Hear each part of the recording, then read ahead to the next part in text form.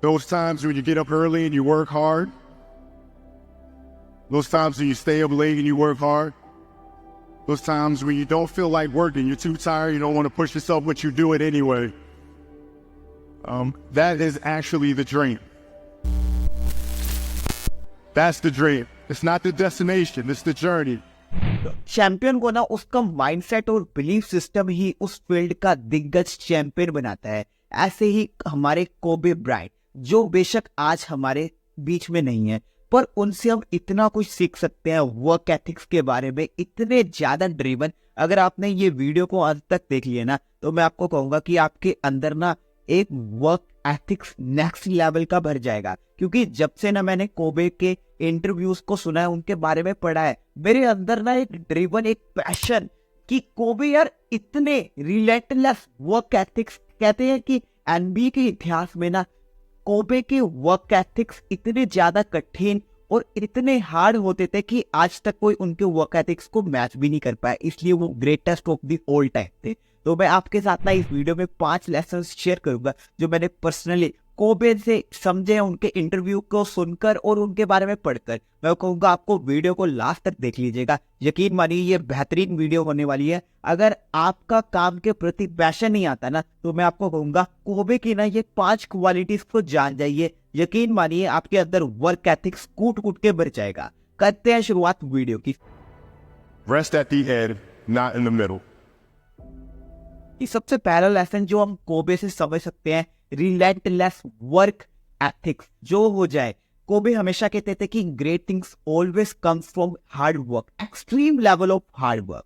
उनके बारे में कहते थे कि उन्होंने तो ऐसे ऐसे मैचेस खेले हैं जिसमें उनके शोल्डर में इंजरी थी, लेफ्ट हैंड से उन्होंने बास्केटबॉल के मैचेस खेले हैं। 102 डिग्री के बुखार में भी उन्होंने शोइंग अप किया है, हर गेम को खेला है, क्योंकि उनका एक सिंपल सा बिलीफ सिस्टम था कि मेरे को अगर ग्रेट बनना है बास्केटबॉल में, तो मेरे को हर रोज चाहे कुछ हो जाए, चाहे मेरे शोल्डर में इंजरी है, चाहे मैं बीमार हूँ, मेरे को शोइंग अप करना है, मेरे को गेम में अपना बेस्ट देना है, कुछ हो जाए। रिलेंटलेस वर्क एथिक्स, यार एक पागलपन जैसा वर्क एथिक्स था।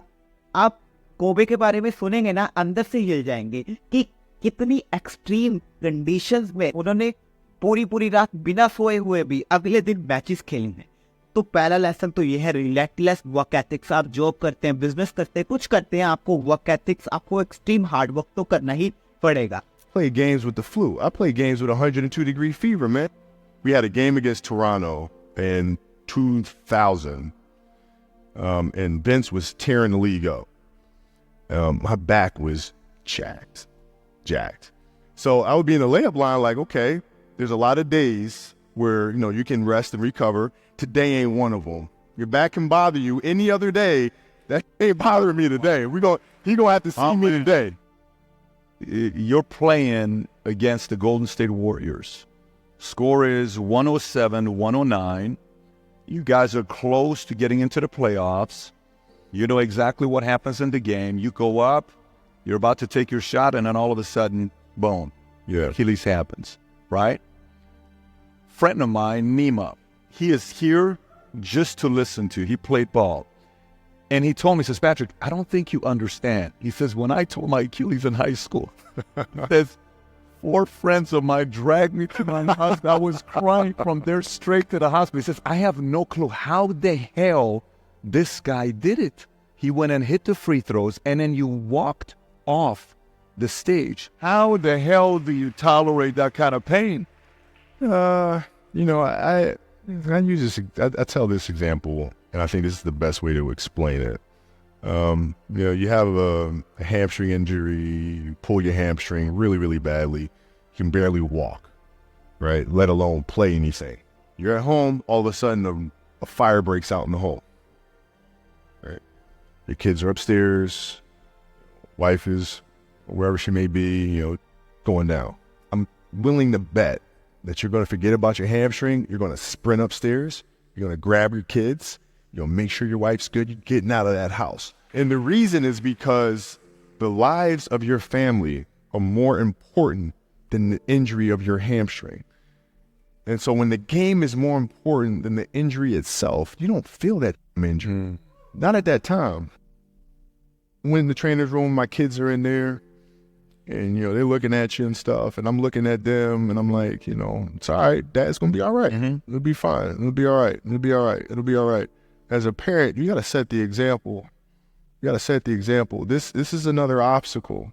This obstacle cannot define me. It's not going to cripple me. It's not going to be responsible for me stepping away for the game that I love. I'm going to step away on my own terms. And that's when the decision was made that, you know what? I'm doing it. You got to lead by example. As parents, you got to lead by example. If you want your kids to do whatever it is they want to accomplish in life, you have to show them. You got to show them. दूसरा lesson, be driven. Kobe के बारे में कहा जाता है कि वो बचपन से इतने ज्यादा बास्केटबॉल को लेकर ड्रिवन थे क्योंकि 3 साल की उम्र में उनके पिताजी ने उनको बास्केटबॉल थमा दी थी, क्योंकि उनके पिताजी भी एक प्रोफेशनल बास्केटबॉल प्लेयर थे। 7 साल की उम्र में वो इटली में थे और कहते हैं कि इटली में ना उस टाइम फुटबॉल का ज्यादा क्रेज था, बास्केटबॉल इतना लोग पसंद नहीं करते थे। तो इसी कारण बास्केटबॉल के कोर्ट पर भी फुटबॉल की गोल पोस्ट लगाकर फुटबॉल खेला करते थे। और कोबे कहते हैं कि मैं भी पूरा दिन बच्चों के साथ फुटबॉल खेला करता था, और जब सारे बच्चे शाम को घर चले जाते तो मैं अकेला होता और अकेले में मैं प्रैक्टिस करता बास्केटबॉल की 3-4 घंटे लगाकर एक्सट्रीम प्रैक्टिस करता ड्रिबलिंग स्किल्स। और यही चीज उन्होंने कम से कम 6 साल की, जिसके कारण ना उनके अंदर एक ड्रिबन, एक बास्केटबॉल को लेकर ना एक जुनून, एक पैशन पैदा हो गया। और 13 साल की उम्र में वो जब यूएसए गए और यूएसए में बास्केटबॉल में जब उन्होंने हाई स्कूल की ओर से खेला तो उन्होंने 4 साल लगातार अपने स्कूल को चैंपियनशिप जिताई और बास्केटबॉल की दुनिया में ना तहलका मचा दिया। और उनके कोचेस को देखकर लग गया था यार कोबे ना नेक्स्ट लेवल पर जाने वाले हैं, क्योंकि उनमें इतना ज्यादा ड्रिवन था, इतना ज्यादा पैशन था बास्केटबॉल को लेकर। तो कोबे कहते हैं कि आप कुछ भी करें ना, आप अपने काम के प्रति पैशनेट, के अंदर ना एक ड्रिवन वाली भावना जरूर होनी चाहिए, तभी आप उस फील्ड में एक्सेल कर पाएंगे। I made that deal with myself at 13 years old. At 13 years old, 13 years old. That's the deal I made. clear about it. Crystal clear. And where did inspiration come from? The love of the game. The love of the game, the challenge. Like I would watch Magic play, I'd watch Michael play, and I would see them do these unbelievable things, and I'd say, can I get to that level? I don't know, but let's find out. Let's find out. And so that curiosity to see where I could push this thing led me down that path, I think. तीसरा lesson जो हम Kobe से समझ सकते हैं, out work everyone. एक बार ना interviewer ने उनसे पूछा कि कोबे, ये आपके अंदर जो ड्रिवन है, ये पैशन है बास्केटबॉल को लेकर कैसे आता है? तो कोबे कहते हैं कि ये कॉमन सेंस है, क्योंकि मेरे को बास्केटबॉल जगत का बेस्ट प्लेयर बनना है, और अगर मेरे को बेस्ट प्लेयर बनना है तो मेरे को क्या क्या करना होगा? मेरे को प्रैक्टिस करनी होगी, ट्रेनिंग करनी होगी, रिकवरी करनी होगी। बस ये 3-4 चीजें मेरे को लगातार over the period of time के लिए करनी होगी। और जितना एफर्ट बाकी के बास्केटबॉल प्लेयर्स लगा रहे हैं, मेरे को उनसे दुगना एफर्ट डालना पड़ेगा अगर मैं ग्रेटेस्ट सच में बनना चाहता हूँ बास्केटबॉल में। तो वो कहते हैं कि लोग बेस्ट तो बनना चाहते हैं, बट लोग सैक्रिफाइस नहीं करना चाहते अपना, ना तो टाइम सैक्रिफाइस करना चाहते हैं, ना ही वो पेन जो उस प्रोसेस से मिलेगा उसको भी लेना नहीं चाहते। भी हमेशा कहते हैं कि अगर आपको ग्रेट बनना है तो आपको ना एक ऑब्सेशन चाहिए, गंदे वाला ऑब्सेशन, उस गेम के प्रति, उस प्रोसेस के प्रति, उस गोल के प्रति। जब तक वो ऑब्सेसिव नेचर नहीं आएगा ना, कोबे कहते थे कि जिस दिन मैं ना अपना 100% नहीं लगाता ना, मेरे को रात को नींद नहीं आती। तो इसलिए ना मैं हर रोज सुबह 3 बजे उठता, क्योंकि ज्यादातर बास्केटबॉल प्लेयर्स नॉर्मली 8 बजे उठते, 10 से 12 बजे तक ट्रेनिंग करते, 2 घंटा ट्रेनिंग का सेशन करते, फिर रिलैक्स एंड रिकवरी करते, फिर 3 से 4 सेशन करते, फिर उसके बाद रिलैक्स रिकवरी करते, फिर 7 से 8 ट्रेनिंग करते। मतलब कि ऑन एंड अराउंड 4 घंटे normal average basketball player practice करता। और अगर मेरे को बेस्ट प्लेयर बनना है तो ये तो कॉमन सेंस है, मेरे को सभी को आउटवर्क करना पड़ेगा। तो इसलिए मैं 3 बजे उठता, पहला सेशन करता 4 से 6, रेस्ट करता, रिकवरी करता, फिर दूसरा सेशन करता 9 से 11, फिर रेस्ट करता, फिर रिकवरी करता, फिर तीसरा सेशन करता 2 से 4, फिर रेस्ट करता, फिर रिकवरी करता, फिर चौथा सेशन करता 6 से 8। If your job is to try to be the best basketball player you can be, right? To do that, you have to practice, you have to train, right? you want to train as much as you can, as often as you can. So if you get up at 10 in the morning, train at 11, right? 12, say 12, train at 12, train for 2 hours, 12 to 2. You have to let your body recover. So you eat, recover, whatever. You get back out, you train, start training again at 6. Train from 6 to 8, right? And now you go home, you shower, you eat dinner, you go to bed, you wake up, you do it again, right? Those are 2 sessions, right? Now imagine you wake up at 3, you train at 4. You go 4 to 6, come home, breakfast, relax, blah, blah, blah. Now you're back at it again, 9 to 11, right? You relax, and now all of a sudden you're back at it again, 2 to 4, and now you're back at it again, 7 to 9. Look how much more training I have done by simply starting at 4, right? And so now you do that, and as the years go on, the separation that you have with your competitors and your peers just grows larger and larger and larger and larger and larger. And by year 5 or 6, doesn't matter what kind of work they do in the summer, they're never going to catch up because they're 5 years behind, right? So it makes sense to get up and start your day early because you can get more work in. Is that genetic? Or is that something you ingrained and trained yourself? No, it was Who just taught you that? For me. It was just common sense. Like I can if I start earlier, I can train more hours, and I know the other guys aren't doing it because I know what their training schedule is, right? So I know if I do this consistently over time, the gap's just going to widen and widen and widen and widen and widen, and they won't be able to get that back. Mm-hmm. So to me, it was just common sense. I'm like thinking, how can I get an advantage? Oh, start earlier. Yeah, let's do that. और Kobe कहते हैं कि मैंने 20 साल यही routine रखा जिसके कारण मैं the greatest of all time basketball player बना. What was really your work ethic like, and for how long did you stay disciplined? Well, I mean, every day. I mean, since 20 years, it's an everyday process and trying to figure out strengths and weaknesses. For example, jumping ability. Man, my vertical was a 40, wasn't a 46 or 40, 45. My hands are big, but they're not massive, right? So you got to figure out ways to strengthen them so your hands are strong enough to be able to palm a ball and do the things that you need to do. Quickness, I was quick, but not insanely quick. I was fast, but not ridiculously fast, right? So I had to rely on skill a lot more.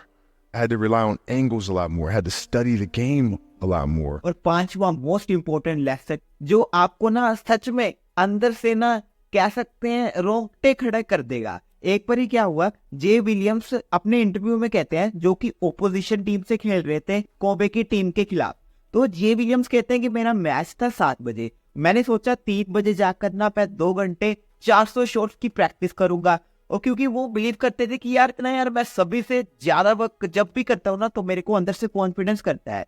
तो वो 3 बजे practice करने जाते हैं 400 shots की. तो वो वहां पर देखते हैं, वहां पर ऑलरेडी कोबे ब्रायंट वो सीने से लथपथ हुए प्रैक्टिस कर रहे थे. जे विलियम्स कहते हैं कि यार ये देखकर ना मैं हैरान हो गया. मैंने 1 घंटा प्रैक्टिस की और जब मैं प्रैक्टिस करके हटा तो फिर मैंने देखा कोबे अभी भी प्रैक्टिस करते ही जा रहे हैं. वो ऐसे टाइम पास नहीं कर रहे, अच्छी बास्केटबॉल ड्रिल्स की प्रैक्टिस करने. और कहते मैं हैरान हो गया और मैं वहीं पर बैठ गया उस इंसान को देखने के लिए, यार ये कब तक प्रैक्टिस करता है. कहते इस चीज ने ना मेरे रोंगटे खड़े कर दिए. और हमारा मैच हुआ और पूरी टीम ने 90 बॉल दागे. उस गेम में कोबे ने अकेले 40 बॉल किए. कहते कि उस दिन मैंने जाना कि यार एक ग्रेटेस्ट, एक चैंपियन प्लेयर का माइंडसेट कैसे है. कहते मैंने कोबे से उस गेम के बाद पूछा कि कोबे आप इतने टाइम के लिए जिम में क्यों थे. कोबे का आंसर सुनिएगा ध्यान से. कोबे कहते कि जे विलियम्स भाई, मैंने आपको ना जिम में आते हुए देख लिया था और मैं सभी को बताना चाहता हूं कि आप जितना मर्जी एफर्ट डाल दो, आप मेरे से ज्यादा मेहनत कर ही नहीं. I always try to outwork people, right? That's just how I made my mark. So the game was at 7. It's like, you know what? I'm going to come to the Staples Center because we're playing. This is when the Lakers had Kobe and Shaq. Okay, this is like the championship Lakers. So I'm going to get there at 3 o'clock. I want to make sure I make 400 made shots before I go back into the room, and then I sit in the sauna and I get ready for the game. Who do I see? I see Kobe Bryant already working out. So once I set my foot across that line, I started working out, and so I worked out for a good hour and a half. And when I came off after I was done, I sat down, and of course I still hear the ball bounce. I look down, I'm like, this guy's still working out. So he was working out. Like, it looks like he was in a dead sweat when I got him, and he's still going. And it's not like his moves are nonchalant, lazy. He's doing like game moves, you know? I sit there and I unlace my shoes. I'm like, I want to see how long this goes. I sit out there and watch 25 minutes. And he got done. I said, okay, I think I've seen enough. Go play, you know, come back, get in the sauna, get ready for the game. That game, he drops 40 on us. Okay. And after the game is over, I'm like, I have to ask this guy. Like, I have to understand, like, why he works like that. Right. So after the games, I'm like, hey, Kobe, like, why were you in the gym for so long? He's like, because I saw you come in. and I wanted you to know that it doesn't matter how hard you work, that I'm willing to work harder than you. Wow. You inspire me to be better. Right. And it was the first time I started to see this level of competitiveness where I said, I need to start doing more. Wow. But you never get better if you're not willing to put in the time. And basketball is very similar to the game of life. There's going to be ups and downs. It's not always going to be easy. There are going to be challenges. There's still going to be curveballs thrown at me. But if you put in the work and you constantly put in the work, that's the only way you're going to. यहाँ से निकल कर आता है 5वां lesson, क्या? Dominate your competition. और अपने कंपटीशन से ना इतनी ज्यादा मेहनत करो. वही जो मैंने थर्ड पॉइंट बताया, आउटवर्क ईच एंड एवरीवन, और अपने कॉम्पिटिटर को ना डोमिनेट कर दो. कैसे? प्रैक्टिस करके. ये ना एक्सट्रीम लेवल का ना वर्क एथिक्स जो कोबे की लाइफ से समझ सकते हैं. अगर ये वीडियो अच्छी लगी हो ना, चैनल को सब्सक्राइब कर लीजिए, क्योंकि ऐसी ही personal learning, marketing, business, entrepreneurship, मैं अपनी जर्नी में जो भी सीखता हूँ, जो भी इम्प्लीमेंट करता हूँ, आप सभी के साथ बिना फिल्टर के शेयर करता हूँ. बस आप सभी का प्यार चाहिए. आपके साथ ऐसे ही कंटेंट शेयर करता रहूंगा. बस आप सभी का प्यार चाहिए. मिलता हूँ अगले वीडियो में. This is doctor Prabhjeet signing off.